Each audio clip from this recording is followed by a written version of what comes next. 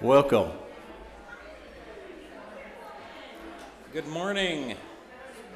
Happy day before Halloween, that day before Samhain, day before All Souls Day, day before Day of the Dead. We are, each of us, a caravan of new beginnings and endings. When we arrive at the end of one stage of life, let us not be too assured that we know just what it is that's ending, or that we know exactly what is beginning. The balance is always fine between past and future, old bonds and new adventures, roots that nourish the spirit, and wings that carry the spirit to new horizons. Come, let us worship together. And I invite you to join in beginning our service this morning by standing, if you're willing, able, and so inclined, and singing our first opening hymn, number 123, Spirit of Life.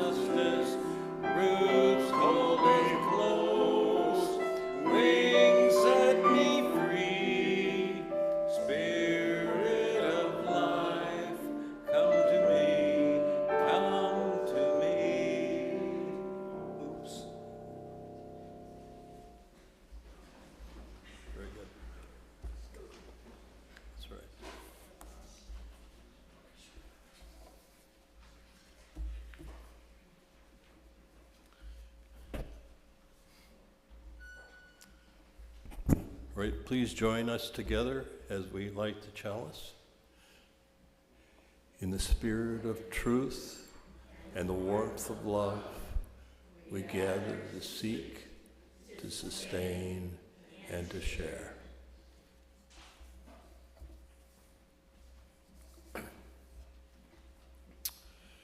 Good morning, and welcome to this place of worship, peace, and fellowship. We are so glad you're here. And at this morning's worship, as this morning's worship associate, I am proud to introduce our guest speaker, the Reverend Dennis McCarty, Minister Emeritus at the UU Congregation of Columbus, Indiana. In addition to his many years of dedicated ministerial work and service, Reverend McCarty is a published author who will be discussing his works during the coffee hour downstairs, where his personally autographed books will be available for purchase. Our appreciation this morning for music by Jamie Passman. Thank you, Jamie. Our technical crew masters, Alex Dvorak, back there, and Gene Schaefer, who was here early and helped us put things together, and that hospitality team, 8, who you find will be ushering and greeting and welcoming you in the back. Thank you, team. And very importantly, Pam Forder, our Program and Education Director, who is leading this morning's Our Time for All Ages, after which Pam will lead our young over to the RE building for classes. You should know that we offer nursery care for our little ones in the RE building across the alley, down the stairs, and to your left. You can take them down there at any time during the service if the need arises. We welcome visitors. Know we so appreciate your presence. And please complete a name tag that's available to you at the back table. Also be sure to take any printed items that discuss our church or our denomination of Unitarian Universalism. Many different and informative pamphlets appear on the rack next to our church home's living room fireplace. And by the way, this church was created as a home. That's why we have a living room, we have fireplaces. We would like to have this be your home as well. If you are a visitor, be sure and fill in the registration forms in the back desk, and you will receive our weekly email newsletters on Fridays. As a very active and loving congregation, multiple activities serving members of all ages and interests are on the docket for this coming week. Looking further ahead, we are already planning for our annual Thanksgiving observance and meal together on Thursday afternoon, November 24th. As participation is limited to 35 people, we're encouraging interested members to register this day during the coffee hour on the sign-up sheet that's available downstairs. Immediately following the service, we offer a very special coffee and tea hour during which we will be celebrating the 90th birthday of Anita Jenks.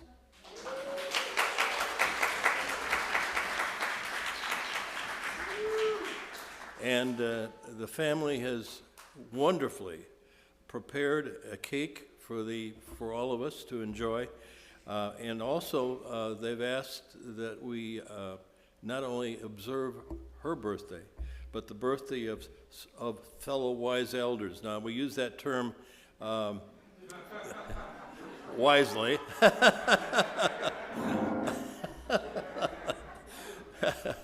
But it's a term we use for those of us who gather together Tuesday afternoons at 3 o'clock via Zoom.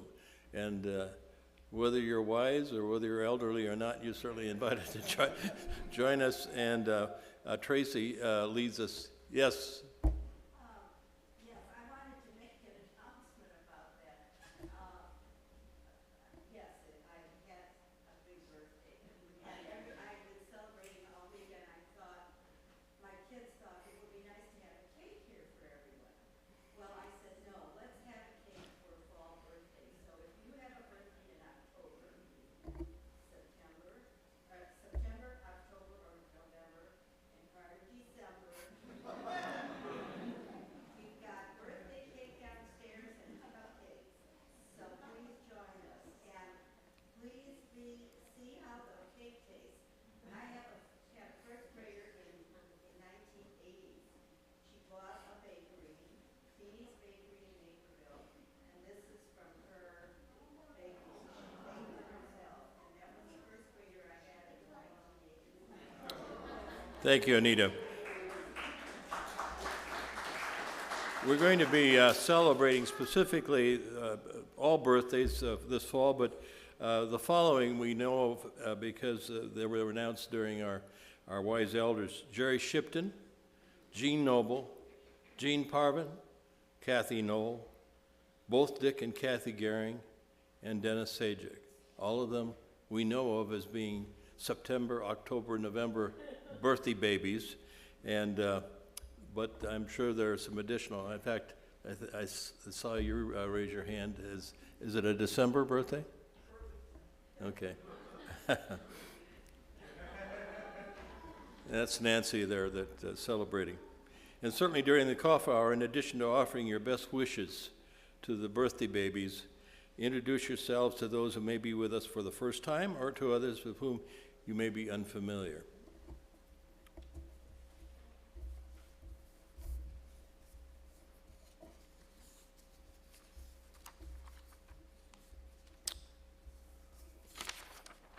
I have to get my order of service here. Now, this is the time for all ages. I'm sorry, we have an interlude. We have a musical interlude here by our guest minister, Reverend McCarty. We bumped me forward so I could torment the kids. Hopefully that's a joke.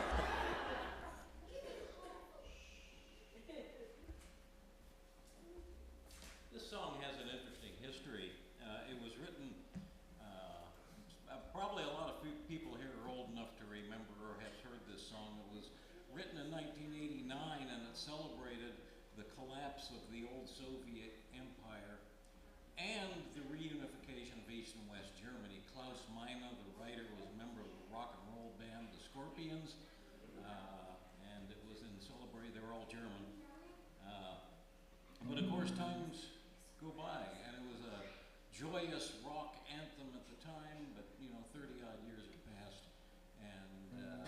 change keeps happening. Not all changes are good. But if you're so inclined and you recognize this song and it sounds familiar, don't be shy about singing along or whistling along. I'll take all the help I can get.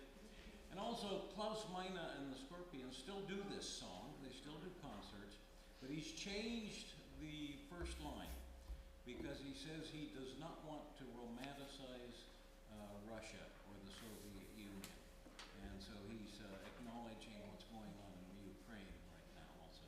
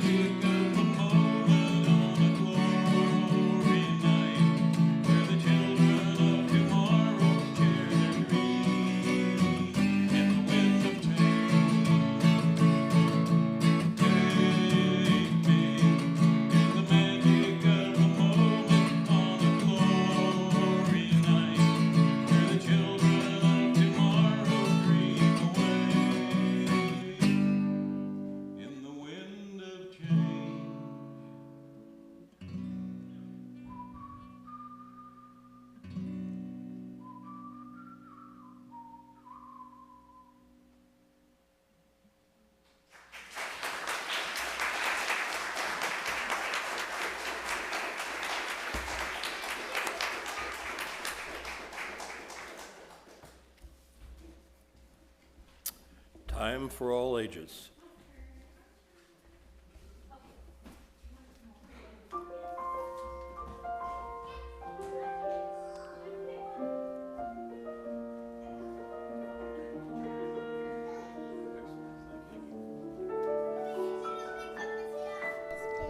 You're welcome, sweetie. You're welcome. You're going to need it to help me tell the story, okay? How do I know? Because I know the story. All right. Reverend Dennis was just talking about, his song was about change, and this story's about change too. It's called The Magic Pumpkin. So each of you have a magic pumpkin? Yeah. All right. Oh, it's going to be magic in a minute. So this story is about a man named Mr. Squiggs. Now, Mr. Squiggs lived in a big house with a porch, and he was very grumpy. He was grouchy and grumbly and growly, and as you can guess, he didn't have any friends. Now, Mr. Squiggs did not like children. He said they were too happy. And Mr. Squiggs didn't like animals because he said they were too noisy. And he didn't even like grown-ups because they're too nosy. But Mr. Squiggs did like two things. One, he liked to be left alone. And two, he liked Halloween.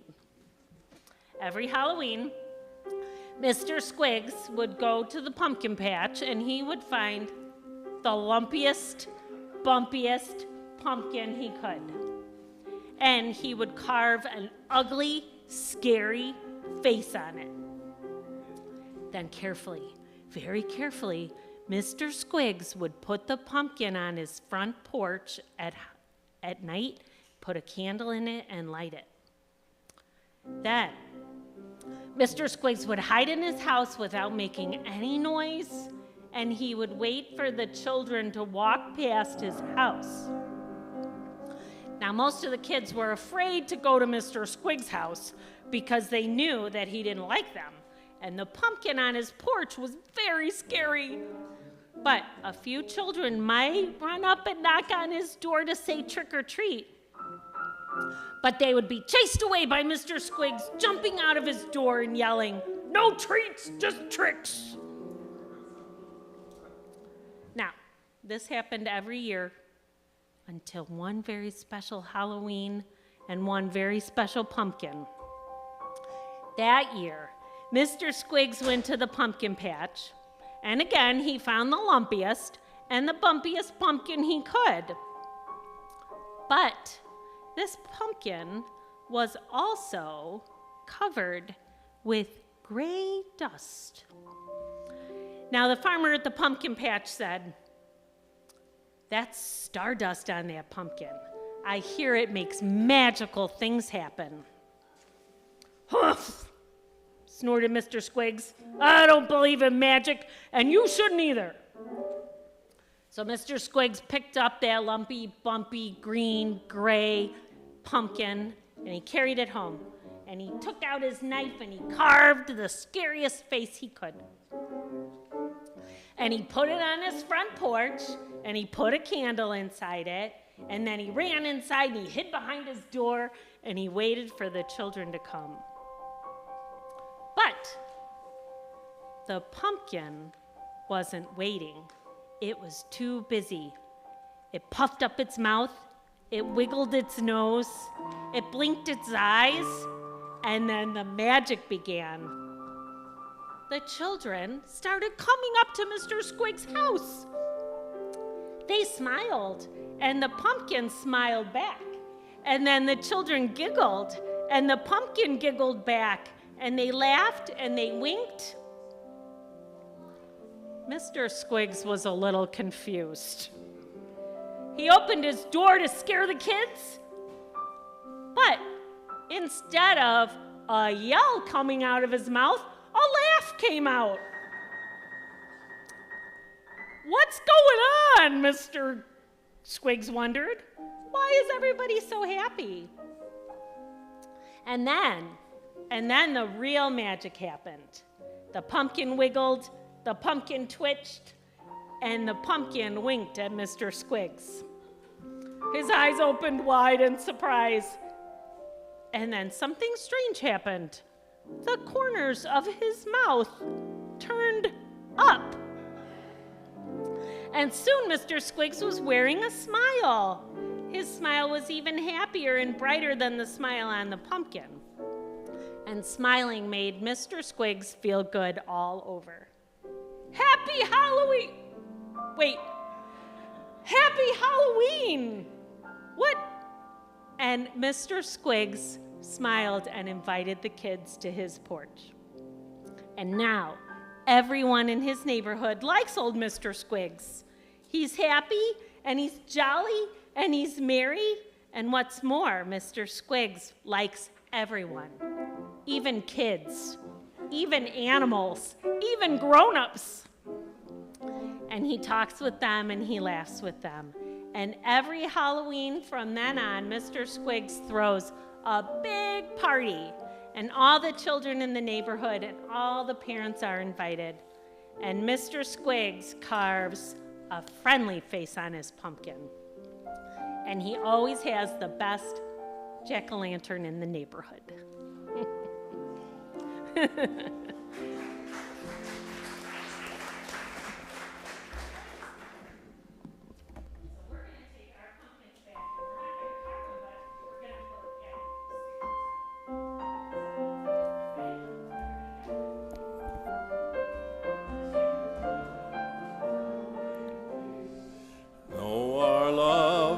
With you always, as you go, noise around you as you go in peace. Know our love is with you always, as you go.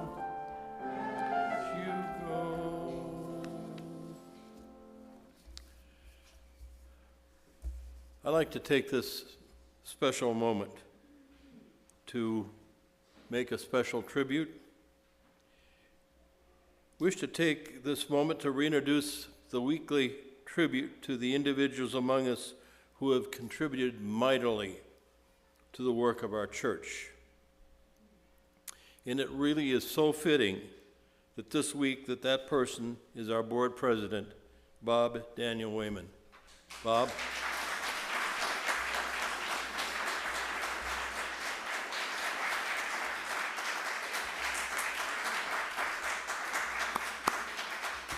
Mr. Wayman, Bob Daniel Wayman, for his steady and good-hearted service for consensus on the board. He brings out the best in the trustees for the benefit of the entire church. In vetting our coming minister, Reverend Beth Johnson, he spent many hours checking references, communicating with the board, speaking with Beth, and drafting and revising a lengthy contract. All that while keeping a vision of other work needing to be addressed. He held things together through the COVID days, and with the board has envisioned going forward with positivity and growth. Thank you, Bob.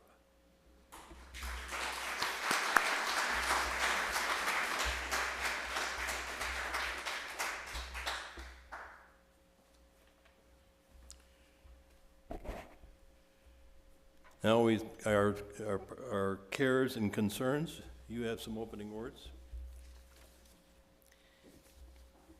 We come together as a living sanctuary, a shelter from the storms of the world.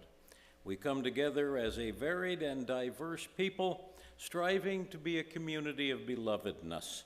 We are constant and yet ever-changing, even as the world is constant and also ever-changing. Simply in being here, we find something truly, some ineffable thing which we can find no other place. This is the time in our service when we share the trials and tribulations and triumphs of our lives. So if you have a joy or concern to share, come forward, light a candle, and tell us how it goes with you.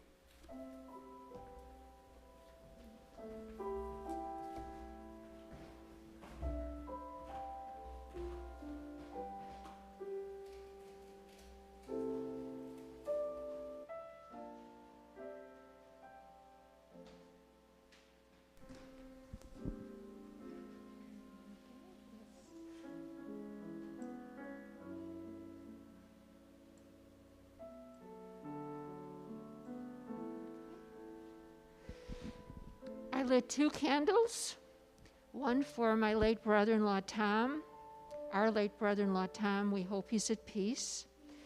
And we have a member of our congregation who was born on Halloween, Carol. Raise your hand. So happy birthday a day early.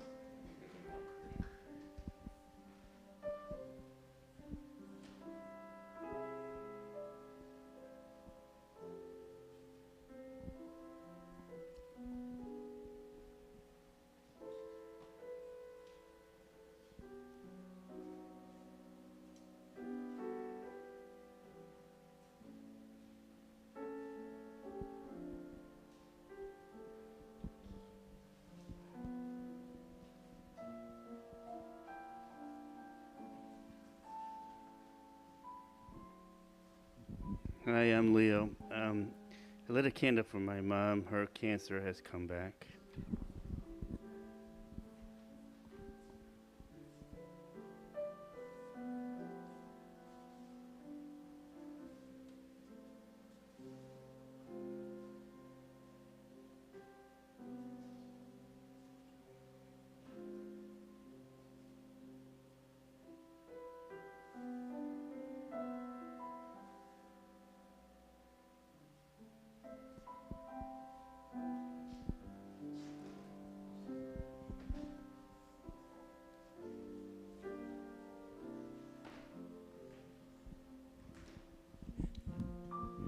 Almost lit 2 candles.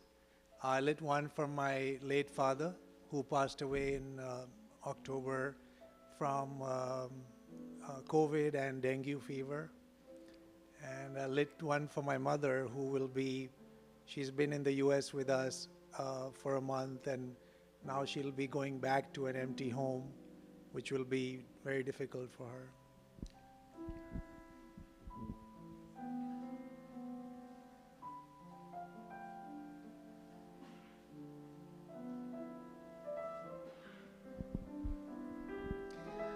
My name is Trish, and I lit a candle for my father because he's going through some health issues right now. And I wanted to just really thank everybody here for reaching out to me. And sometimes I don't get back, but that's because I cry a lot. Thank you so much.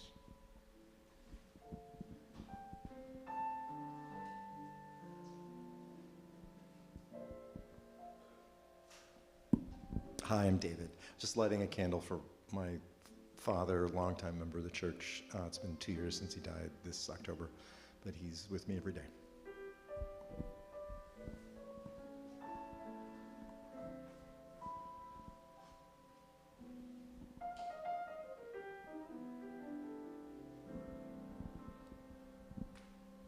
Hi, I'm Casey. I lit 2 candles, one for my nephew that we lost November 2nd, 4 years ago, and also for my son, AJ, who you all know, and I'm only doing this because he's not here, he would kill me. His 13th birthday is November 1st, so if you see him, wish him a happy birthday. We'll light 3 more candles. Let's light one for Eastern Europe and Ukraine. There are people suffering there. Also the city of Seoul, Korea. People are suffering there as well. And I'd like to light one for the Hinsdale Church. I was on the UUMA colleagues page, and a colleague named Beth Johnson posted a note saying, "Please pray for me, I'm going to a new church." And she said, and I said, well, I can do better than that. I'm going to be there next Sunday. I'll tell them hi for you. So Beth is coming, and she's excited and a little bit nervous. So congratulations to you and to her.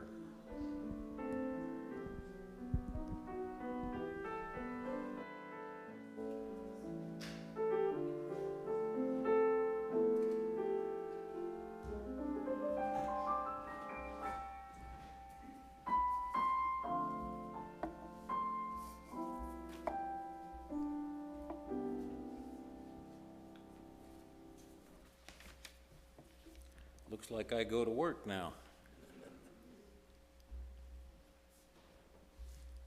Going to start with a reading from one of my favorite theology books, Sharon D. Welch, professor of theology, professor emerita now at Meadville Lombard.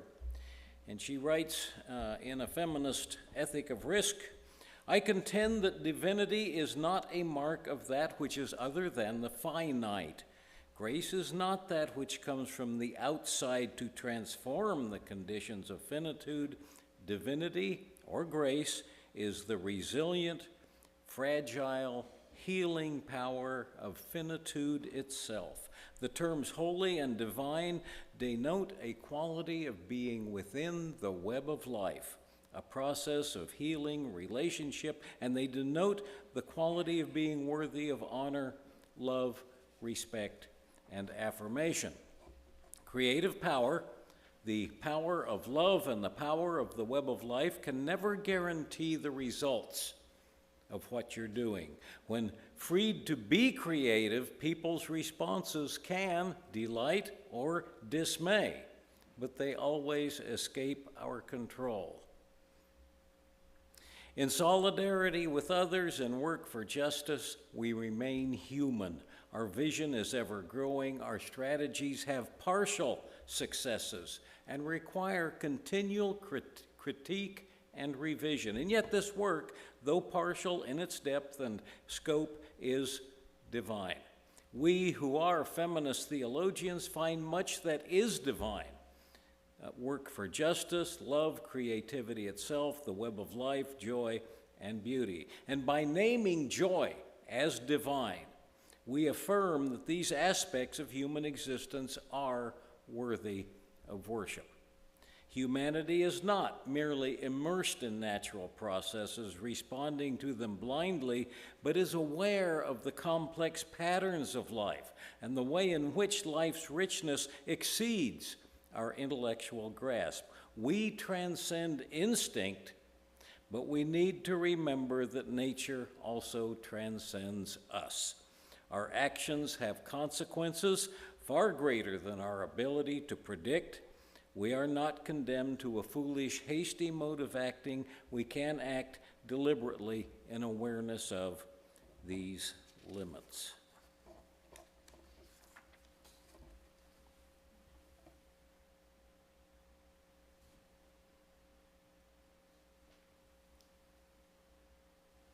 And at this time of year when multiple traditions celebrate change in different ways, we'll talk about the beauty of change. Back in the 1990s, the German rock and roll band, the Scorpions, was internationally famous, and Wind of Change was a huge international hit, a joyful rock anthem to honor Germany's reunification. Most of the world was celebrating the collapse of totalitarianism across Eastern Europe and elsewhere in the world, but one thing we've learned since then is that no victory and no defeat is ever as complete as it seems in the moment. Progress brings change, and change is an uncertain business. That goes for churches just as much as in world affairs.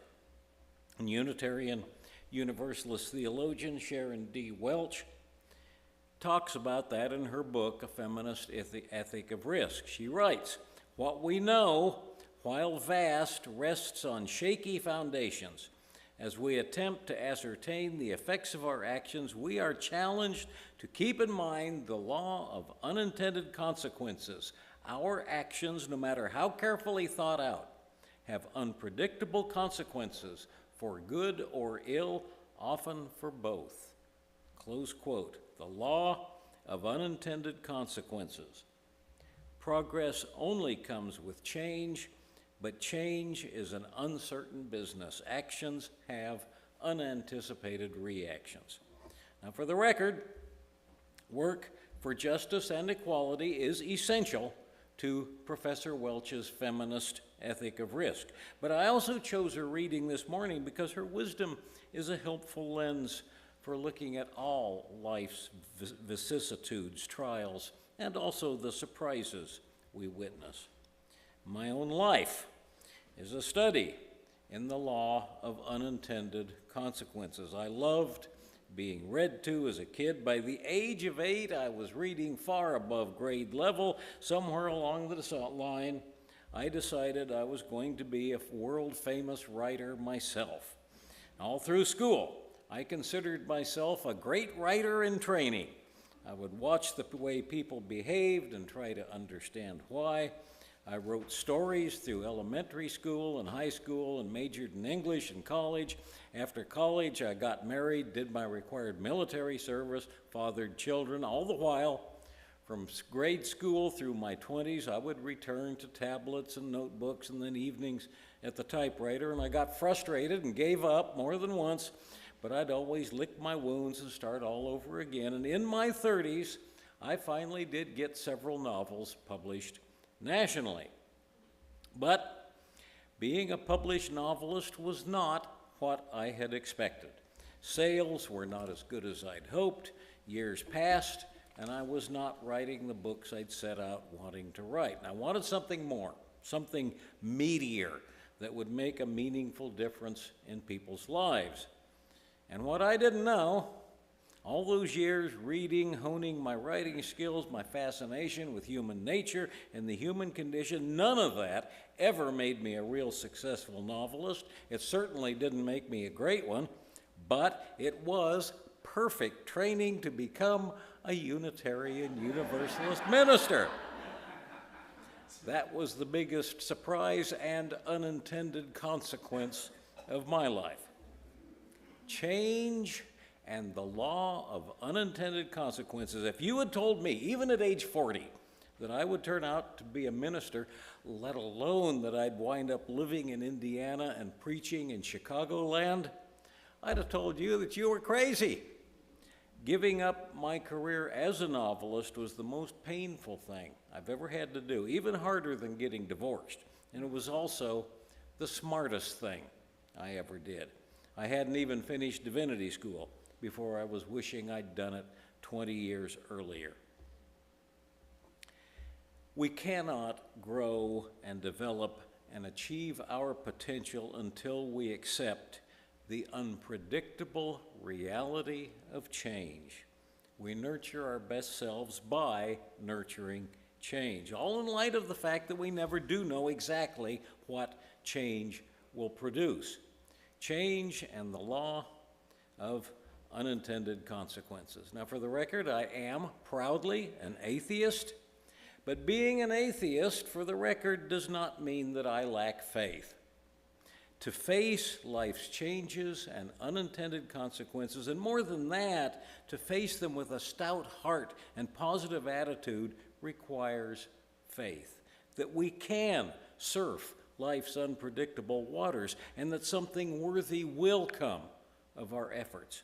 Believe me, in today's world, that is a stubborn kind of faith. I'm just saying.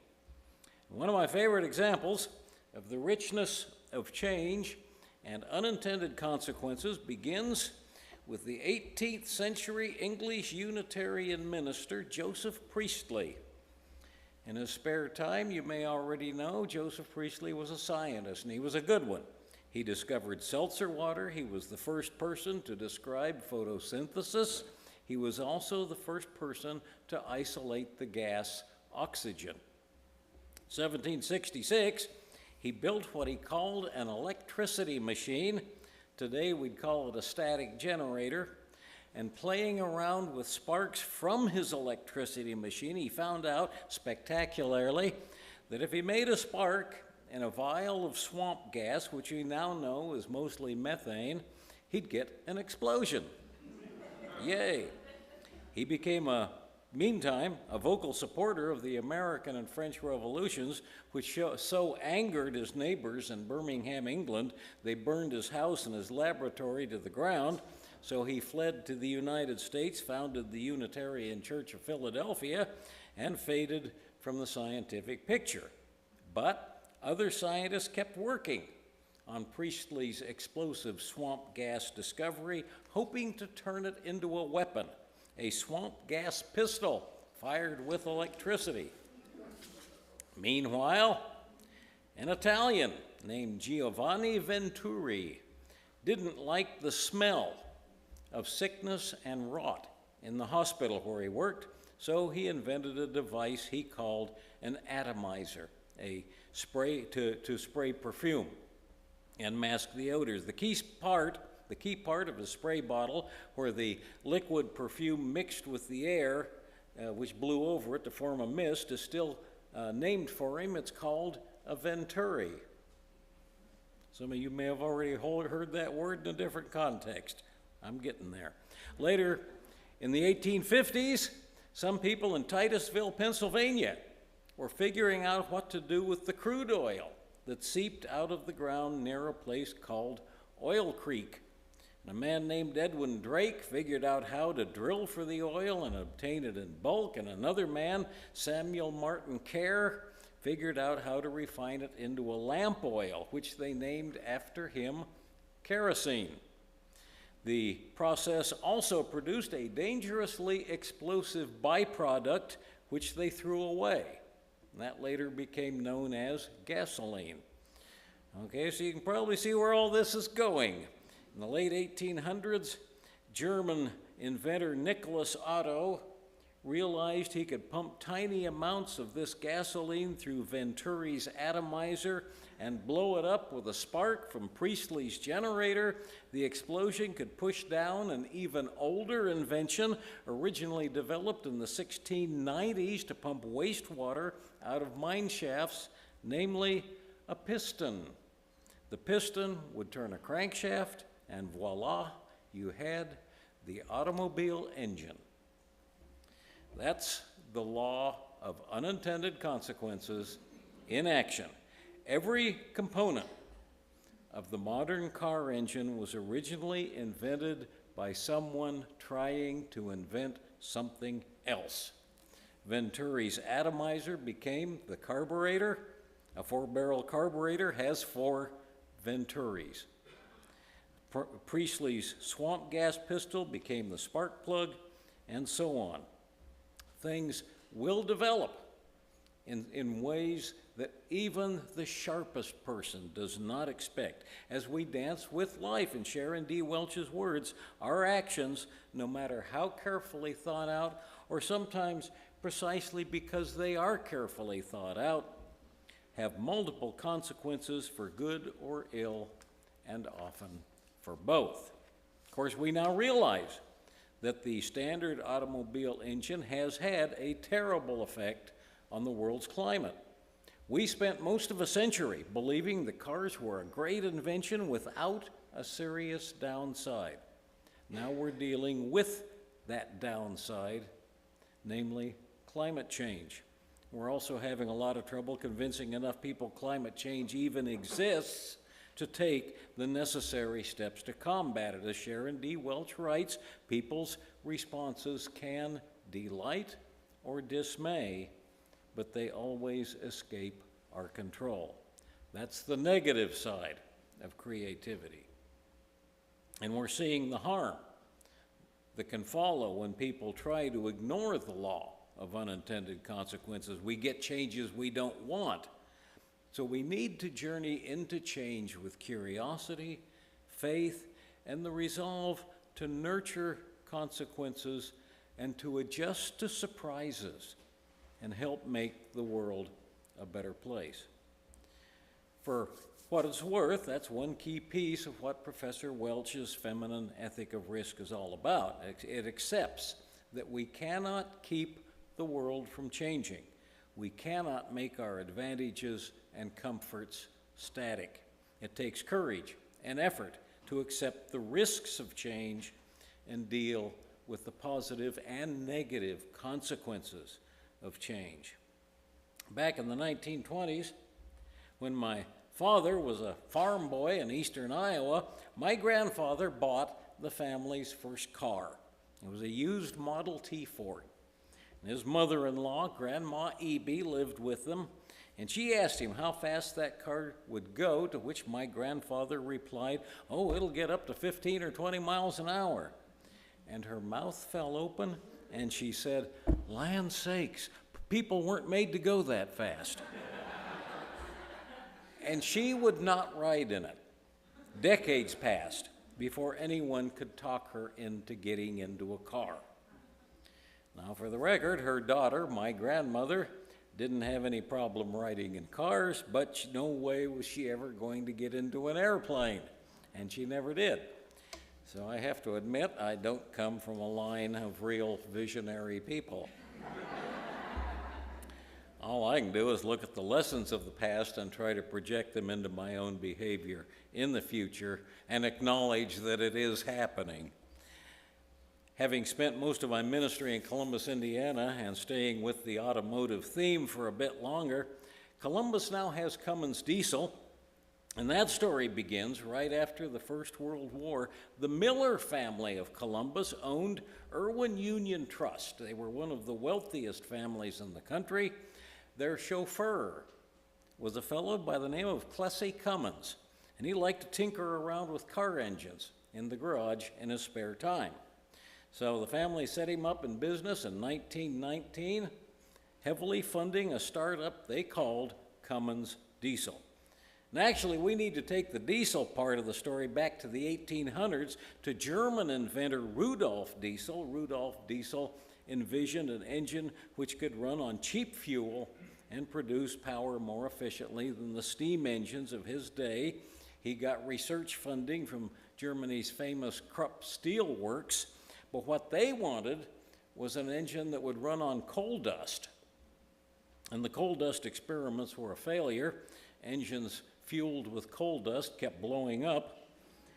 But by 1898, Diesel had come up with a working engine which he exhibited at the World's Fair that year in Paris. This engine ran quite nicely on, of all things, peanut oil. Diesel engines ran on vegetable oils clear into the 1920s. The catch was, Rudolf Diesel's engines were really large and heavy, weighing as much as 400 pounds for each horsepower they produced. For that reason, they could only be used for stationary industrial power and later on ships and then railroad engines. Back in the United States, though, after the First World War, the Miller family bought rights to Diesel's German patents, and Plessy Cummins started designing a diesel engine small enough to fit into a car.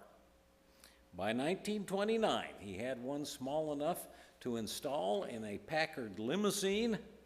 Then he put an improved model, into a Duesenberg and took it down for time trials in Daytona, and a Cummins-powered race car even ran in the 1930 Indianapolis 500. It wasn't terribly fast, but to this day, it's the only car to complete the whole 500 without having to make a pit stop.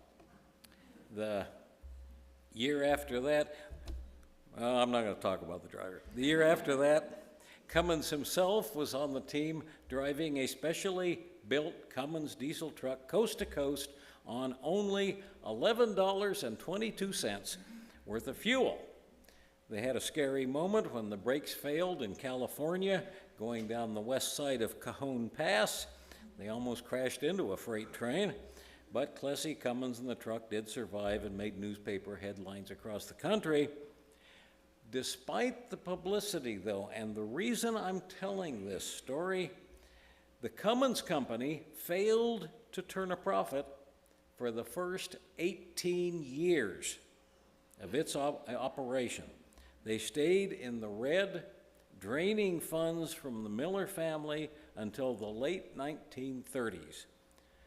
So who would have thought back in 1930, or even making a small profit in 1939, that the Irwin Union Trust would now be bankrupt, taken over by another bank, while their former subsidiary, their chauffeur's hobby, Cummins Diesel, would now be one of the largest, most successful, most socially conscious companies in the world. Who would have thought? Great things do require vision and courage and long-term effort, precisely because we don't know exactly where change is going to take us. And that goes for church communities just as much as anyone else, and maybe more. Make no mistake, the human condition itself is a spontaneous relationship with the universe. We can try to learn the rules. That's what science and the study of ethics are for. But in the end, we cannot control that relationship or even fully understand it. Vital and wonderful though each human life is, we are also, each of us, infinitesimal before the vastness and complexity that surround us. And life before the vastness of the universe is not a simple walk. It has to be a dance. We can give our best to the universe. We receive from the universe in return, and really, we most likely won't find out until later whether the universe's gift to us was wonderful or terrible. And probably, as with the example of car and truck engines, we find out it's a combination of both wonderful and terrible. In a very real sense, liberal religion embodies that unpredictable dance with the cosmos. And I think it's safe to say that liberal religion is devoted to progress, to helping to make the world a better place. We look at an unpredictable future in faith that the future can and should be better than the past. But that doesn't happen without courage and commitment and stick-to-itiveness and the willingness to dance with change. Unitarian Universalists sometimes refer to ourselves as a church without a creed, but that is not what's important about us. What's important about us, I think, is that we are a church of relationship and a church with a promise. We promise to be with one another and the world in a loving and principled way. We promise to share and listen to one another, to care for one another in agreement, but also in disagreement, to support one another through joy and laughter, but also through tears and disappointment, all while staying present to an evolving universe and doing our best to try to evolve with it. Of course, religious words are easy. Religious living is difficult. Life rarely provides smooth sailing. It often takes us directions we did not plan to go. Our actions, no matter how carefully thought out, have unpredictable effects, multiple consequences for good or ill, and often for both. That is not a call to cling to our present situation or to try to avoid the challenges that life brings us.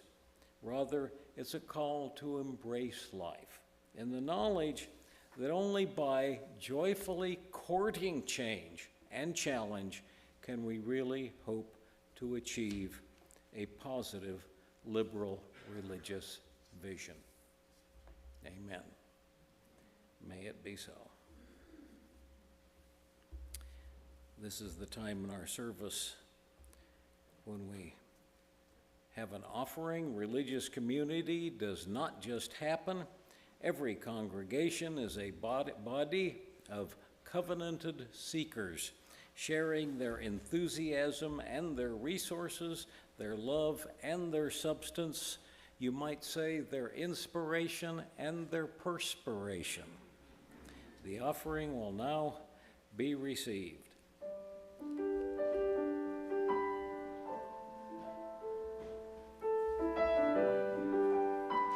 I invite you to join me in reading the offertory words together. The church is made up of all of us. It is what we learn together, the work we do together, the fun we have together. It is what we share one another, with the people around us, and with the world.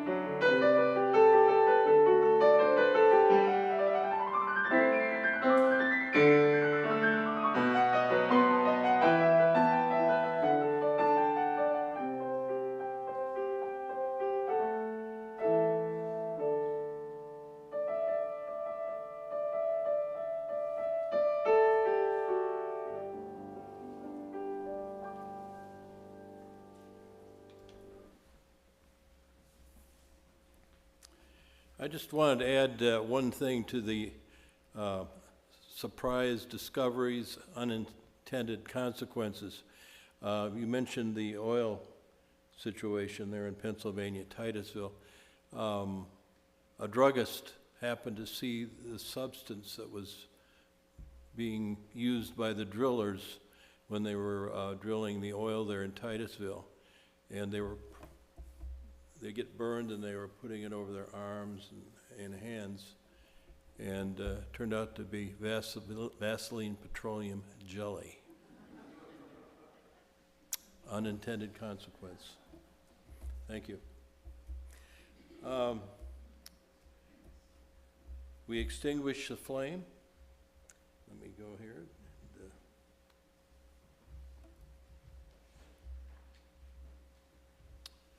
Please join us. We extinguish this flame, but not the light of its truth, the warmth of this community, or the fire of our commitment. These we carry in our hearts and share with all the world. Please join and stand as you're able with the hymn 1028, The Fire of Commitment. And we'll do the first and third verses, and I'm going to play it real direct. We had a little trouble with this one last time.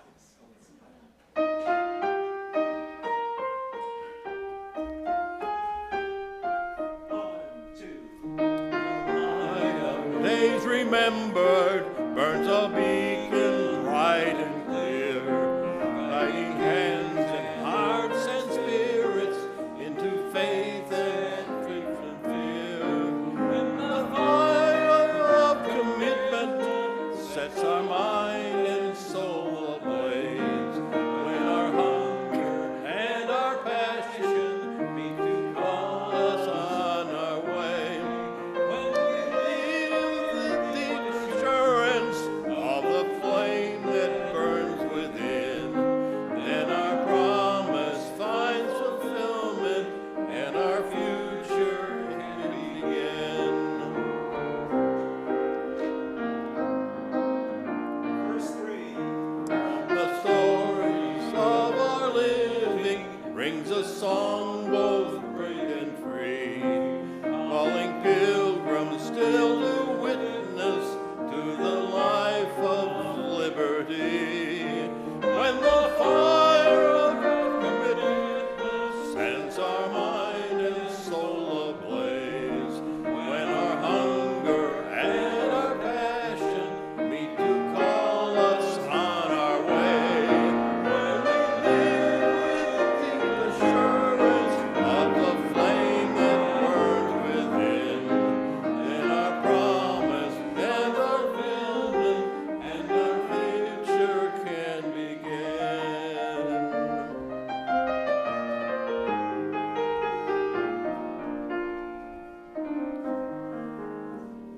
May be seated. Nice. Got it.